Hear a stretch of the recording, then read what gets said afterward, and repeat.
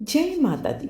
आप सभी भक्तों को माघ गुप्त नवरात्रि की हार्दिक शुभकामनाएं। माँ दुर्गा की उपासना का यह पावन समय साधना, भक्ति और आध्यात्मिक शक्ति का अनमोल अवसर लेकर आता है।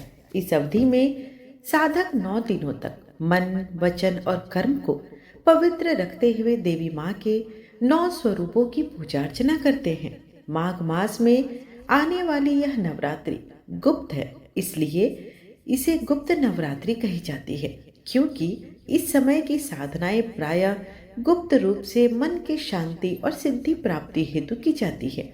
इस नवरात्रि का आध्यात्मिक महत्व अत्यंत ही गहरा माना गया है। इस अवधि में साधना करने से मन की चंचलता दूर होती है। माँ दुर्गा की कृपा से नकारात्मक ऊर्जा समाप्त होती है। साधक को आत्मिक बल और आत्मविश्वास प्राप्त होता है। परिवार में शांति, सौभाग्य और समृद्धि आती है।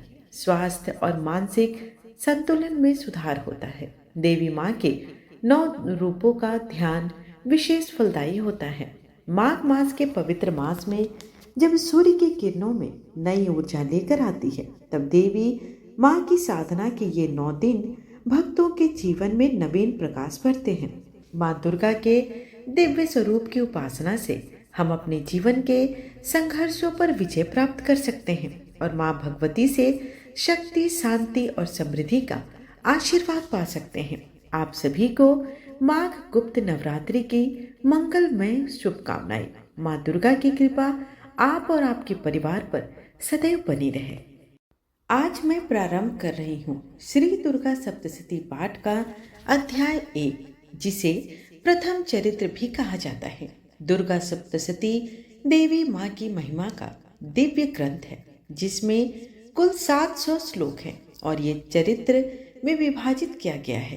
प्रथम चरित्र देवी महाकाली, मध्यम चरित्र देवी महालक्ष्मी और उत्तर चरित्र देवी महासरस्वती। इसके पाठ से भक्तों के सभी कष्ट दूर हो जाते हैं, मन को शांति प्राप्त होती है और जीवन में सकारात्मक ऊर्जा का संचार होता है। अध्याय 1 की कथा प्रारंभ करने से पूर्व शुभ संकल्प लेते हैं कि हे माँ जगदम्बे, मैं आज श्रद्धा पूर्वक दुर्गा सप्तशती पाठ के प्रथम अध्याय का पाठ कर रही हूँ। मुझे मन की शुद्धि, परिवार की सुरक्षा, आरोग्य, समृद्धि और आध्यात्मिक शक्ति प्रदान करे। जय माता दी। ओम सर्वमंगल मांगल्ये शिवे सर्वार्थ साधिके शरण्ये त्र्यंबके गौरी नारायणी नमोस्तुते।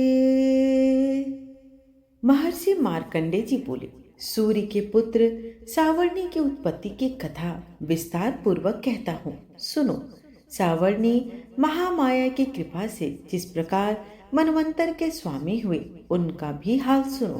पहले स्वराजुस नामक राज्य था। वह प्रजा को अपने पुत्र के समान मानते थे, तो भी कोला विध्वंसी राजा उनके शत्रु बन गए। दुष्टों को दंड देने वाले राजा सूरत की उनके साथ लड़ाई हुई।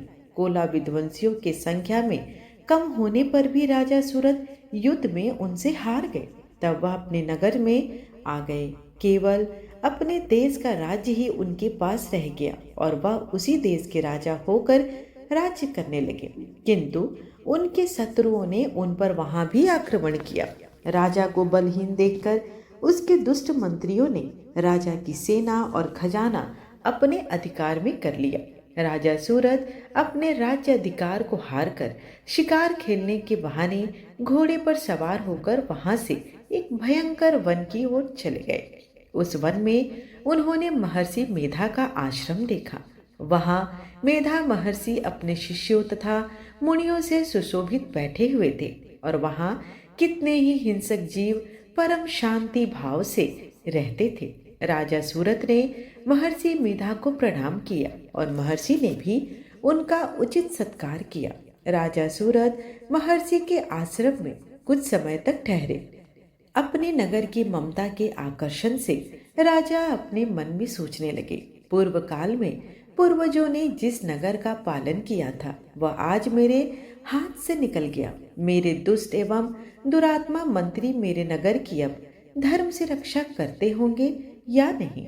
मेरा प्रधान हाथी, जो कि सदा मद की वर्षा करने वाला और सूरवीर था, मेरे वैरियों के वश में होकर न जाने क्या दुख भोग रहा होगा। मेरे आज्ञाकारी नौकर, जो मेरी कृपा से धन और भोजन पाने से सदैव सुखी रहते थे और मेरे पीछे पीछे चलते थे, वह अब निश्चय ही दुष्ट राजाओं का अनुसरण करते होंगे तथा मेरे दुष्ट एवं दुरात्मा मंत्रियों द्वारा व्यर्थ ही धन को व्यय करने से संचित किया हो मेरा खजाना एक दिन अवश्य खाली हो जाएगा।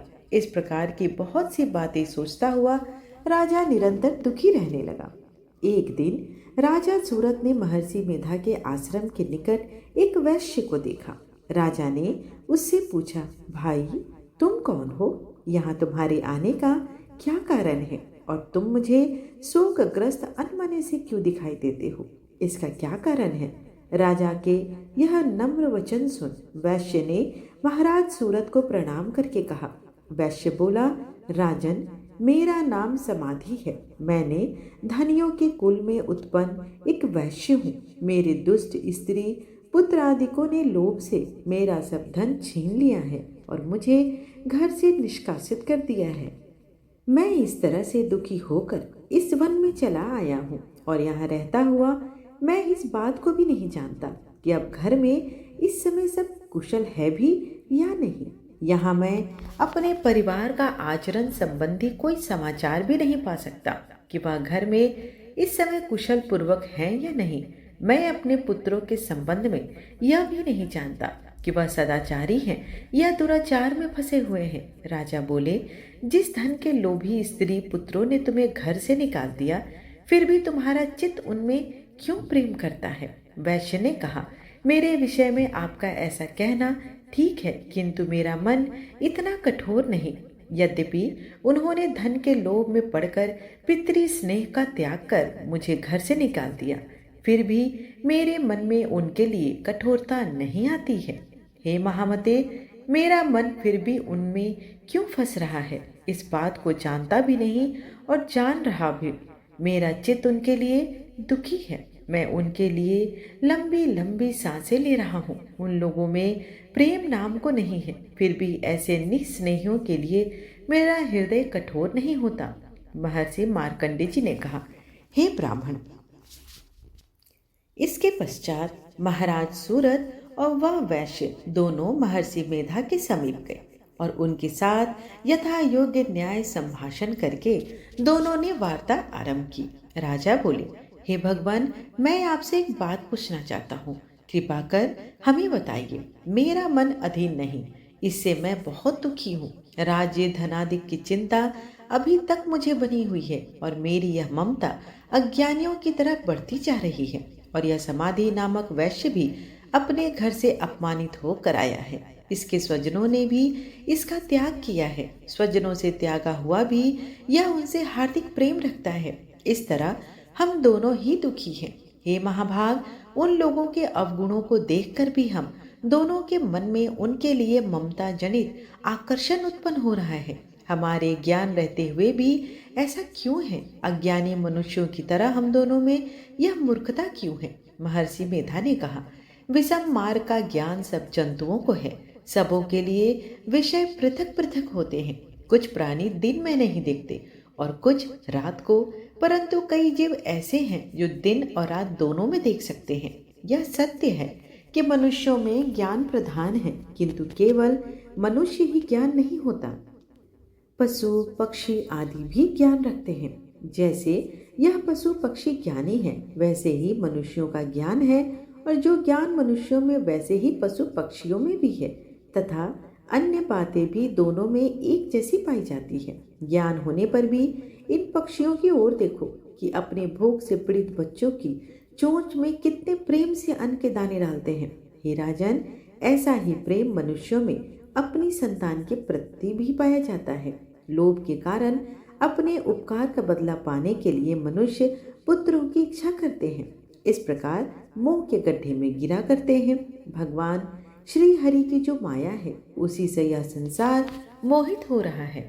इसमें आश्चर्य की कोई बात नहीं, क्योंकि वह भगवान विष्णु की योग निद्रा है। यह माया ही तो है जिसके कारण संसार मोह में जकड़ा हुआ है। यही माया भगवती देवी ज्ञानियों के चित्त को बलपूर्वक खींचकर मोह में डाल देती है और उसी के द्वारा संपूर्ण जगत की उत्पत्ति होती है। यही भगवती देवी प्रसन्न होकर मनुष्य को मुक्ति भी प्रदान करती है। यही संसार के बंधन का कारण है तथा संपूर्ण ईश्वरों की भी स्वामिनी है। महाराज, सूरत ने पूछा, भगवान, यह देवी कौन सी है जिसको आप महामाया कहते हैं? हे ब्राह्मण, वह कैसे उत्पन्न हुई और उसका कार्य क्या है? उसके चरित्र कौन कौन से हैं? प्रभु, उसका जैसा प्रभाव हो, जैसा स्वरूप हो, वही कृपा कर मुझसे कहिए, मैं आपसे सुनना चाहता हूँ। महर्षि मेधा बोले, राजन, वह देवी तो नित्य स्वरूपा है। उसके द्वारा यह संसार रचा गया है। तब भी उसकी उत्पत्ति अनेक प्रकार से होती है। वह जब भी मैं कहता हूँ उसे ध्यान पूर्वक सुनो। वह देवताओं का कार्य सिद्ध करने के लिए प्रकट होती है। उस समय वह उत्पन्न हुई कहलाती है। संसार को जलमय करके जब भगवान विष्णु योग निद्रा का आश्रय लेकर शेष सैया पर सो रहे थे, तब मधु कैटव नाम के 2 असुर उनके कानों के मैल से प्रकट हुए और वह श्री ब्रह्मा जी को मारने के लिए तैयार हो गए। श्री ब्रह्मा जी ने जब उन दोनों को अपनी ओर आते देखा, यह भी देखा कि भगवान विष्णु योग निद्रा का आश्रय लेकर सो रहे हैं, तब वह उस समय श्री भगवान को जगाने के लिए उनके नेत्रों में निवास करने वाली योग निद्रा की स्तुति करने लगे। श्री ब्रह्मा जी ने कहा, हे देवी, तुम ही स्वाहा, तुम ही स्वदा और तुम ही वसटकार हो। स्वर भी तुम्हारा ही स्वरूप है। तुम ही जीवन देने वाली सुधा हो। नित्य अक्षर प्रणव में आकर उकार मकार इन तीनों में माताओं के रूप में तुम ही स्थित हो। इनके अतिरिक्त जो बिंद पद अर्धमात्रा है, जिसका कि विशेष रूप से उच्चारण नहीं किया जाता, हे देवी, वह भी तुम ही हो। हे देवी, संध्या, सावित्री तथा परम जननी तुम ही हो। तुम इस विश्व को धारण करने वाली हो। तुमने ही इस जगत की रचना की है और तुम ही इस जगत का पालन करने वाली हो। तुम ही कल्प के अंत में सबको भक्षण करने वाली हो। हे देवी, जगत की उत्पत्ति के समय तुम ही सृष्टि स्वरूपा होती है, पालन काल में स्थिता रूपा हो और कल्प के अंत में संहार रूप धारण कर लेती हो। तुम ही महाविद्या, महामाया, महामेधा, महारात्रि और मोहरात्रि हो। श्री ईश्वरी और बोध स्वरूपा बुद्धि भी तुम ही हो। लज्जा, पुष्टि, तुष्टि, शांति और क्षमा भी तुम ही हो। तुम खड्ग धारिणी, शूल धारिणी, घोर रूपा तथा गदा, चक्र, शंख और धनुष को धारण करने वाली हो। बाण, भुसुंडी और परिघ यह भी तुम्हारे ही अस्त्र हैं। तुम सौम्य और सौम्यतर हो। यही नहीं बल्कि जितनी भी सौम्य तथा सुंदर वस्तुएं इस संसार में हैं, उन सब से बढ़कर सुंदर तुम हो। पर और अपर सबसे पर रहने वाली सुंदर तुम ही हो। हे सर्वस्वरूपे देवी, जो भी असत पदार्थ है और उनमें जो शक्ति है वह तुम ही हो। ऐसी अवस्था में भला तुम्हारी स्तुति कौन कर सकता है? इस संसार की सृष्टि, पालन और संहार करने वाले जो भगवान हैं, उनको भी तुमने निद्रा के वशीभूत कर दिया है, तो फिर तुम्हारी स्तुति कौन कर सकता है? मुझे भगवान विष्णु तथा भगवान शंकर को शरीर धारण कराने वाली तुम ही हो। तुम्हारी स्तुति करने की शक्ति किसमें है? हे देवी, तुम तो अपने इन उदार प्रभावों के कारण ही प्रशंसनीय हो। मधु और कैटव जो भयंकर असुर हैं, इन्हें मोह में डाल दो और श्री हरि भगवान विष्णु को भी जल्दी जगा दो और इन्हें मार डालने की बुद्धि भी उत्पन्न कर दो। महर्षि मेधा बोले कि हे राजन, जब श्री ब्रह्मा जी ने देवी से इस प्रकार की स्तुति करके भगवान को जगाने तथा मधु और कैटव को मारने के लिए कहा, तो वह भगवान श्री विष्णु के नेत्र, मुख, नासिका, बाहु, हृदय और वक्षस्थल से निकल ब्रह्मा जी के सामने खड़ी हो गई। उनका ऐसा करना था कि भगवान श्री हरि तुरंत जाग उठे और दोनों असुरों को देखा, जो कि अत्यंत बलवान तथा पराक्रमी थे और मारे क्रोध के जिनके नेत्र लाल हो रहे थे और जो ब्रह्मा जी का वध करने के लिए तैयार थे। तब क्रुद्ध हो उन दोनों दुरात्मा असुरों के साथ भगवान श्रीहरि पूरे 5,000 वर्ष तक लड़ते रहे। एक तो वह अत्यंत बलवान था, पराक्रमी थे, दूसरे महामाया ने भी उन्हें मोह में डाल रखा था। अतः वह श्री भगवान से कहने लगे, हम दोनों तुम्हारी वीरता से अत्यंत प्रसन्न हैं, तुम हमसे कोई वर मांगो। भगवान ने कहा, यदि तुम मुझ पर प्रसन्न हो तो अब तुम मेरे हाथों से मर जाओ, बस इतना सा ही वर मैं तुमसे मांगता हूँ। यहाँ दूसरे वर से हमें क्या प्रयोजन है? महर्षि मेधा बोले। इस तरह से जब वह धोखे में आ गए और अपने चारों ओर जल ही जल देखा तो भगवान श्री हरि जी से कहने लगे, जहां पर जल न हो, सूखी जमीन हो, उसी जगह हमारा वध कीजिए। महर्षि मेधा कहते हैं, तथास्तु कहकर भगवान श्री हरि ने उन दोनों को अपनी जांग पर लिटाकर उन दोनों के सिर को काट डाले। इस तरह से यह देवी श्री ब्रह्मा जी की स्तुति करने पर प्रकट हुई थी। अब तुमसे उनके प्रभाव का वर्णन करता हूँ, सुनो। इस प्रकार देवी योग निद्रा के ब्रह्मा जी के स्मरण से विलीन होते ही भगवान विष्णु निद्रा से जाग उठे। जागते ही वे महाशक्तिशाली विष्णु ने मधु और कैटव इन दोनों दैत्य भाइयों का युद्ध में ललकारा। दिव्य शक्ति और देवी कृपा से भगवान विष्णु ने उन अभिमानी असुरों का संहार कर दिया और ब्रह्मा जी को पुनः सुरक्षित कर दिया। संसार को विनाश से बचाते हुए विष्णु भगवान ने धर्म, सत्य और शांति की रक्षा की। इस प्रकार प्रथम अध्याय में देवी महाकाली के प्रभाव, उनकी कृपा शक्ति और भक्तों की रक्षा करने वाली मातृ भावना का वर्णन मिलता है। हे माँ जगदम्बे, जैसे आपने ब्रह्मा, विष्णु तथा संपूर्ण ब्रह्मांड की रक्षा की, वैसे ही हम पर भी अपनी कृपा दृष्टि बनाए रखे। हमारे जीवन से अंधकार, भय और बाधाओं को दूर करे और हमें शक्ति, समृद्धि तथा सद्बुद्धि प्रदान करे। ओम शांति शांति शांति। जय माता दी।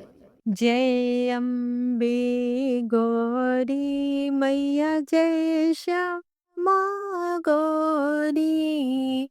तुमको निस दिन ध्यावत हरि ब्रह्मा शिवरी।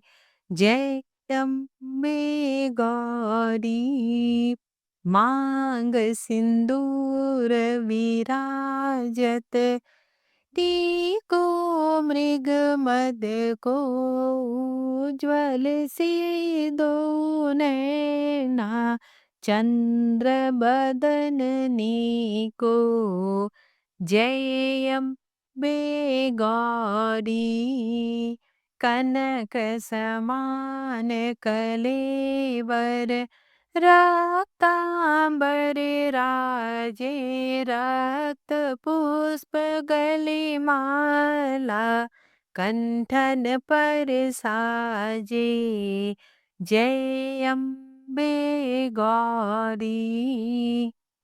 के हरि वाहन राजत, खड्ग खपर धारी, सुर नर मुनि जन सेवत, तिनके दुख हारी।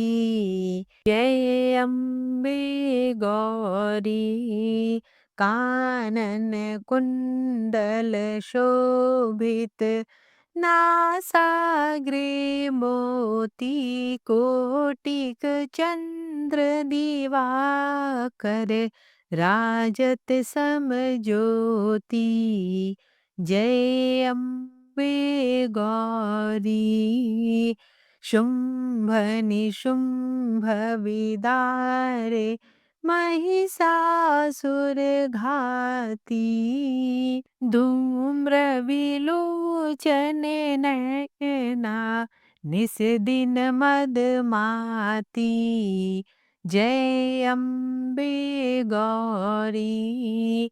चंड मुंड संहारे, शोणित बीज हरे, मधु कैटव दो मारे, सुर भयहीन करे।